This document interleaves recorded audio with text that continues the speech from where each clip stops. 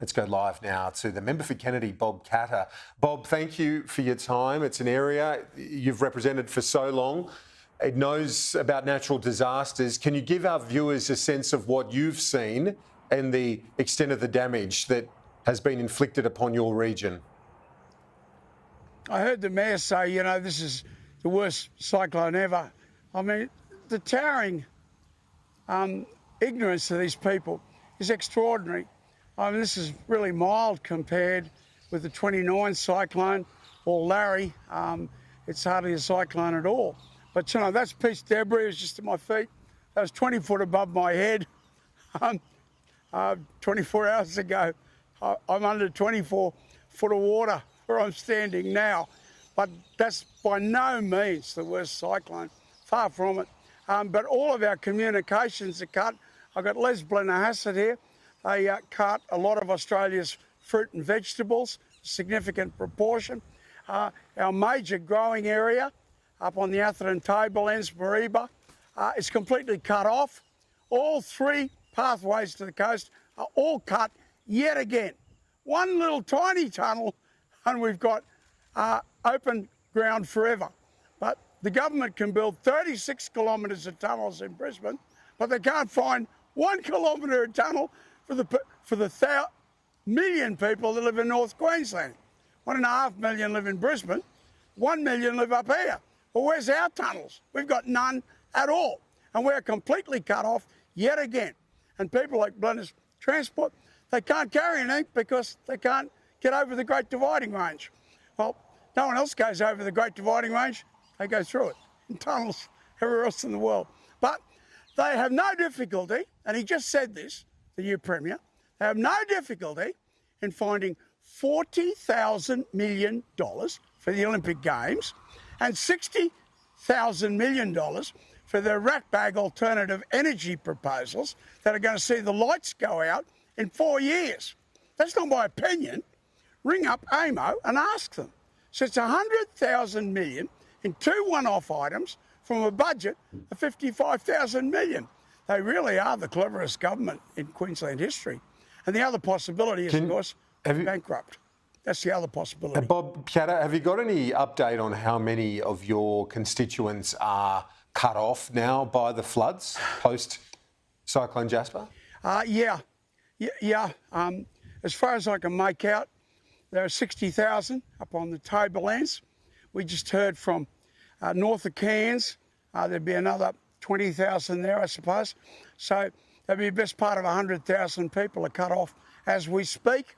And our produce that we need to get to market is going to rot in the field. We're talking here about maybe $700 or $800 million worth of produce that they can't get out. And Les is just here telling me that everything's cut, the roads are all cut. There's the Gestapo out there saying, oh, you can't use that road. Well, we've used that road in infinitely worse conditions than this 1 million times. And we don't want the Gestapo from Brisbane telling us what roads we can't or can use. The people of Dormagee, Murrindoo Yanna and I had to say, well, we're walking through the barrier tomorrow. That's it, because we're sick of being locked up here in North Queensland.